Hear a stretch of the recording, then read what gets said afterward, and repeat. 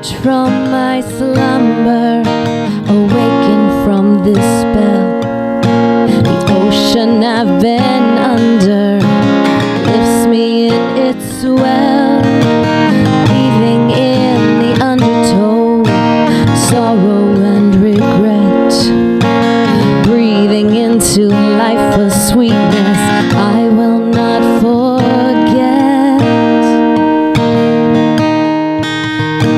I am divine. So I wanted us to read this 23rd Psalm. So if you would kindly stand, now I know I changed the gender format, so for those of you guys out there, sorry, not really. So go ahead and stand and let's read this together.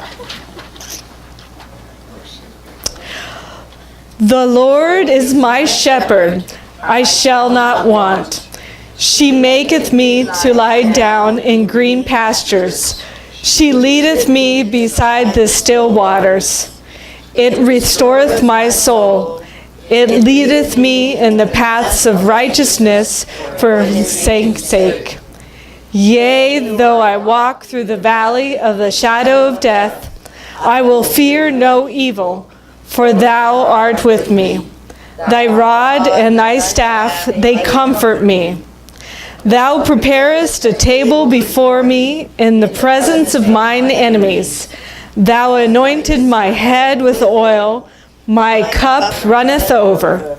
Surely goodness and mercy shall follow me all the days of my life, and I will dwell in the house of the Lord forever. And so it is. Have a seat. So I'm going to go through this line by line. And again, many of you here are probably like, oh my gosh, this is some of you came from a Christian background. You're like, this is just like going to church at home. Except we have a little bit of different context here because I'm going to take each one of these from the Psalms. Now, the Psalms are one of the most famous passages in the Bible. And you may not know, but there's actually, according to the Schofield Study Bible, the 23rd Psalms is in the middle of a trilogy. So the 22nd Psalms is about the suffering. The 23rd is about redemption, and the 24th is about triumph.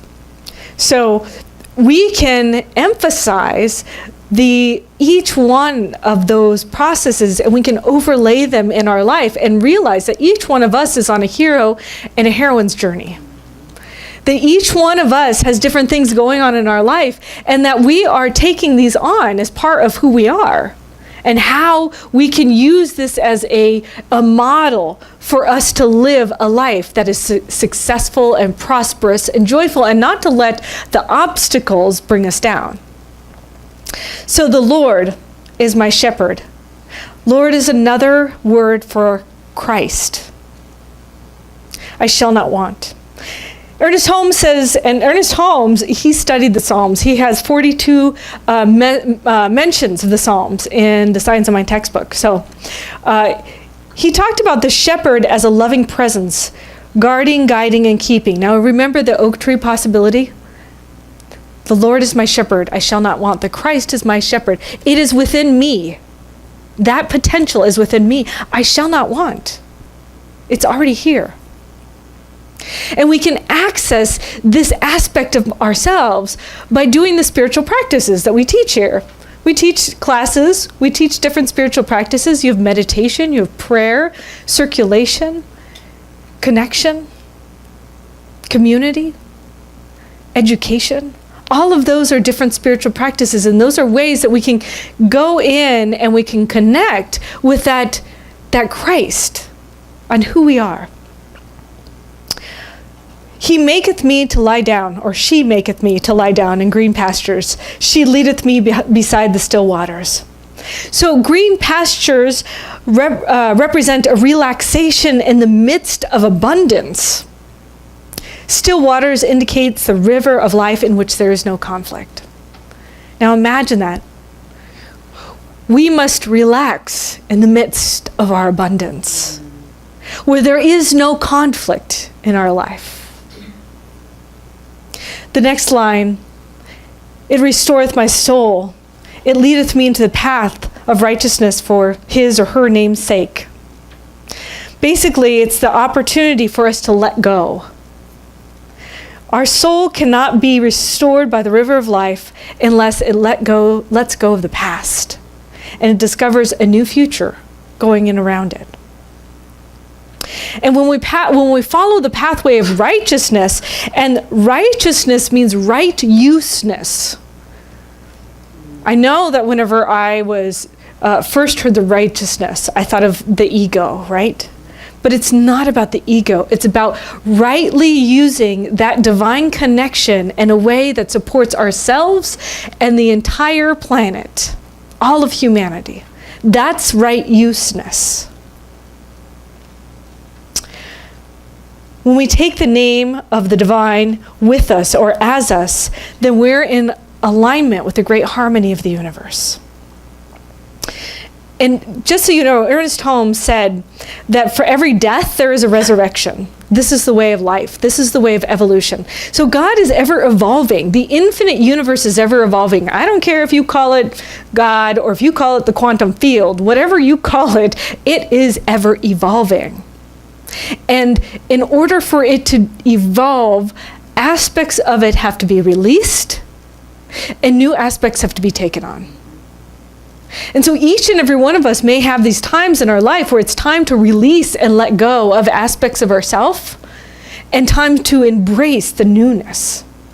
And this is the time of year for each and every one of us to embrace the new idea, to plant that seed of possibility, because everywhere around the planet, there are Easter services going on, and there's a consciousness of abundance. There's a consciousness of rising up, of reinstilling that within us. And we can utilize the power and the energy of this collective force in the universe to access this in our life and have it multiplied abundantly.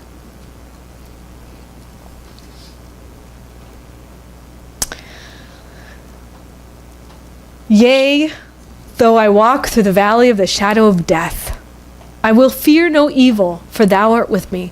Thy rod and thy staff, they comfort me.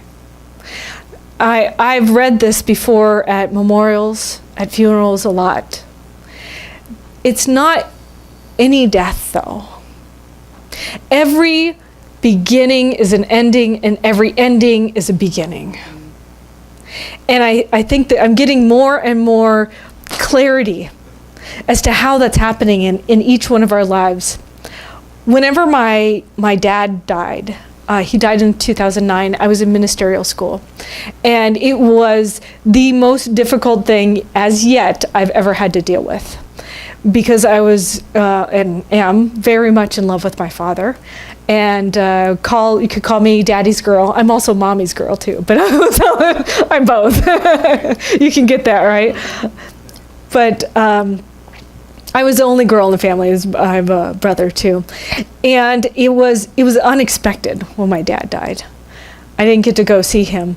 And I was fortunate because I was in ministerial school, even though I was a mess. I was surrounded by ministers, which was super helpful. And the thing that I really got is that death, the death of somebody in my life was a new beginning. And it took me a long time. It's okay to grieve. I mean, I'm still grieving my father, his physical form, because I still feel him. But whenever somebody leaves this planet, there is a new birth, a new life. And I became a different minister. I became able to really understand deep grief. I never would have been able to steward those of you who are in the room that I've been able to steward through the deep grief that you've experienced if I hadn't really understood that level of despair and sadness. And so because of his death at that time in my life, it transformed me and it created a new person within me. And each one of us, as we have maybe a death of a job or a pet or a relationship, that is also a rebirth for each and every person in here, whatever aspect of your life. You may have all these aspects that are going really well, and there may be some aspect of your life that is dying. And Yea, though I walk through the valley of the shadow of death, I will fear no evil. Now, what is evil? Evil is living backwards. Live, evil.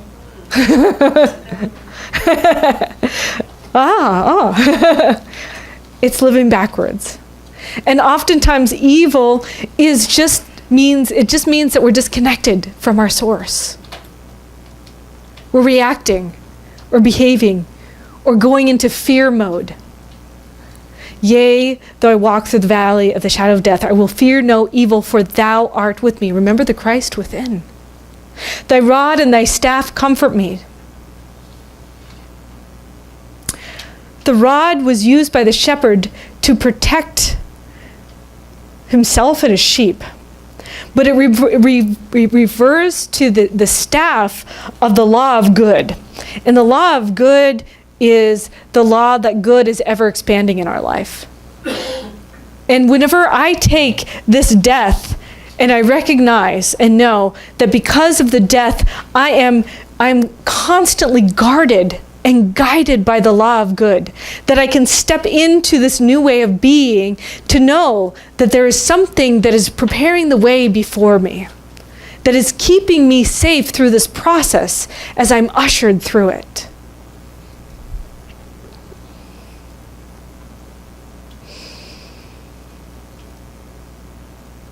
Thou preparest a table before me in the presence of mine enemies. Thou anointest my head with oil, my cup runneth over. Imagine our enemies. Now, what would you consider as an enemy? What do you think an enemy is? Someone who hurts me. Somebody who hurts me. Do you hurt yourself, Kathy? Ooh. Do you say mean things to you? That's your enemy. Our fears. Yeah. Everything outside that somebody's doing to you is also something you're probably doing to yourself. So it prepares a table even in front of your enemies, allowing these enemies to not be rejected because it's a part of yourself, right? But you're taking it in and you're loving all aspects of thyself. I'm going to start speaking in Bible talk or something. Thyself. Where did that come from? You know, I used to do theater, and the hardest thing to do, I don't know if you've ever done like a Shakespeare play or seen a Shakespeare play. Like if you forget your line in a Shakespeare play, you have to make it up and pretend like you're speaking Shakespeare. It's really hard. Just want to say. So, because we dwell in the house of the Lord. Now, the house of the Lord, here we are. Now, we are in the body of God. The infinite everything, the great creator, created everything, and it created it of itself. And so we're we're hanging out we're like little cells in the organism of the body of God. Each one of us with our own divine purpose, with our own divine, idea, with our own unique individualized expression. And we're not outside or disconnected from. We're residing in the house of the Lord. We're in the house. You can't go anywhere. You can't be disconnected. You can't be outside of the divine. You are in the divine every single moment.